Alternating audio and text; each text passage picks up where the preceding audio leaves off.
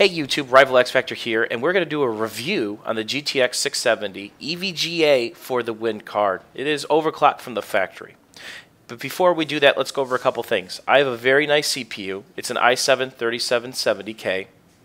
And this partnership with the GPU is great for this game because there are CPU-GPU bottlenecks in this game. So if you've got a very nice video card and a dual core or a lower-end quad core, you're going to have frame issues still. So it's very important to get a 2500K or better and a good GPU. So let's take a look at my settings because that tells the other story. You're going to notice a big green number in the right-hand corner where I'm mousing over now. And that's what we want to pay attention to. The first thing to notice is I'm running 1680. Why? Because that's what I'm used to. If I change this to 1080p, it'll mess with my mouse sensitivity. Okay, so I'm just used to this, and this is a resolution I've been playing on for years. The next thing to notice is I'm running a field of view of 70, and everything's low or off except for mesh detail. Okay, I have that on high. Well, why is that on high? It helps you see things further and quicker. All right, so if there's a sniper way out or a plane way out, I can see it. Okay, well, why is that? Why do you have all those settings on low? Because I want frames and I want performance. I'm a competitor. I want buttery smooth frames for my 120 hertz monitor, and I cap it at that. I have a program which records what I'm doing right now called DX20, which allows me to cap my frames so my GPU and CPU aren't wasting their potential doing something I can't use. If you have a 60 hertz monitor, cap it at 60. If you're running below 60 frames, that's not good. And the argument is, well, the human eye can only see 30. You are absolutely correct. But what happens if you start going like this and you're stuttering and it's not buttery smooth? That's bad. That affects your skill level, your KD, and the outcomes of your shootouts. Okay, so we want to avoid that. So 98% of the world has 60 hertz monitors. So let's keep an eye on this number and make sure it stays above 60. So obviously with what I'm testing, I'm on low. I'm staying above 120. I'm also recording, which probably takes away 5 to 10 frames while doing that. So let's keep that in mind as well. So let's change the settings and see what happens.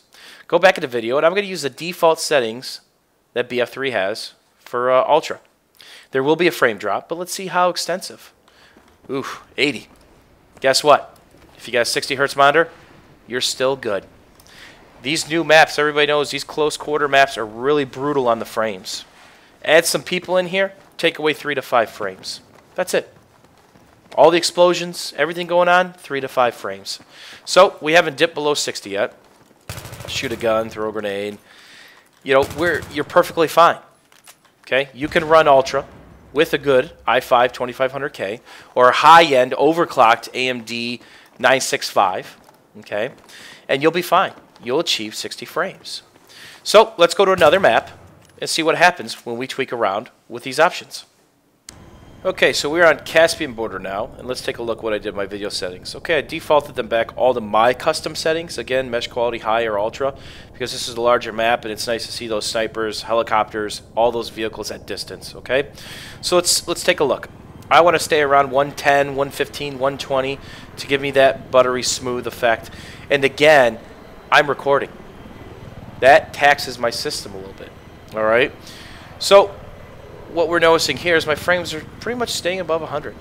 That makes me pretty happy, okay? Because underneath 80, I start to have a problem with the smoothness on my 120 megahertz or my 120 hertz monitor. Okay, if you have a 60 hertz monitor, obviously you're fine here too. So let's take a look if we change the settings back to ultra. See what happens.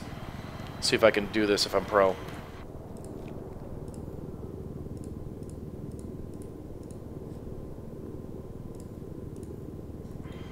Alright, so here we are, default everything at Ultra, and the frames didn't drop too bad. 70s, 60s, oh, we're creeping. Are we going to hit that 60 number? Yep, we did. That is something you will barely notice. It'll be a small hiccup if you have a 60 hertz monitor. You won't even notice it. What you want to be cautious of is anything below 45 or big drops, 60 to 40, 60 to 30. If it's going back and forth, you will feel a hiccup. Okay, so let's take a look at one more map, the Karkin maps. In my opinion, they don't have the best frame optimization. So let's take a look and see where we lie with one more map. All right, time for one of my favorite maps, Karkin-size Small Conquest. Bet you guys didn't know this existed. 3-flag version. It's an absolute blast. I wish more servers had it. So let's take a look. I'm going to just run Ultra out the gate and just drive around. And again, dipping under 60, is not the best, but this card should be able to handle it with this combination. It's important to note that I don't have anything overclocked. The card came overclocked from the company. The CPU is fast enough, and it can handle anything I throw at it, and then some. It's important that we don't dip below 35 or 40 for more than a couple seconds, because that's when you're going to have issues when changing your field of view. And again, for me, Battlefield 3 is about having a performance-based experience. If I'm not having good frames and getting choppy, stuttering, I'm dead, because I play against some of the best players in the world when we have our matches and scrims. So it's important to me. Okay, so obviously you guys can see this card and this CPU combo can definitely handle anything you throw at it with this game. I got every single pretty option on, and it maintains 60 frames. So, in closing, I want to recommend this card to anybody. It comes overclocked from the company. It has an amazing warranty. It's roughly $400, and there's no wait to get it. The 680 series, which I also have one of those, there's a wait to get it. It was hard to get. It took me forever to get a second one to SLI. So, you've got that, or you've got the 670, which might be 2 frames difference. That's what I've noticed, because I played with the 680s for several weeks, and one of them, and the frame difference might have been 2 to 3 frames. Now you have to ask yourself, does that justify spending an extra $100 to $140? Does that justify the potential waiting gain? I've heard rumor that you can overclock this card even further to outpace the 680. Am I going to do it? Heck no. I don't need it. Do I recommend somebody else doing it? It's up to you. If that gets you off and that gets your jollies, go ahead, but it's not necessary. At the $400 price point, these 670s that come overclocked are absolute beasts. I recommend this card to anybody. The driver support that NVIDIA gives is absolutely amazing. They're constantly releasing new drivers, and they're constantly fixing the little mistakes that they make and making sure that they're compatible with the newest and best games out there to further optimize. For instance, NVIDIA's had several BF3 updates to help with SLI and several performance issues to give you even better frames. So this gets the X Factor stamp of approval.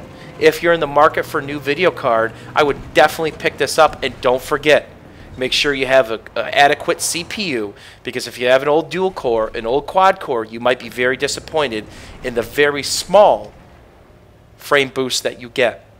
The two, they bottleneck each other. They're hand in hand.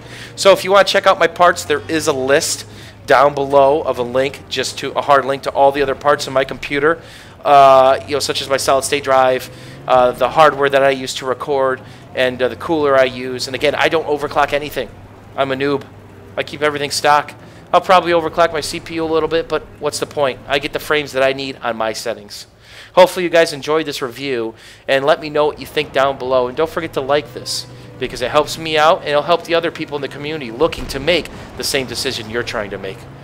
What's the best value that I can get for my buck? I believe this card is. Take care, YouTube, and thanks again.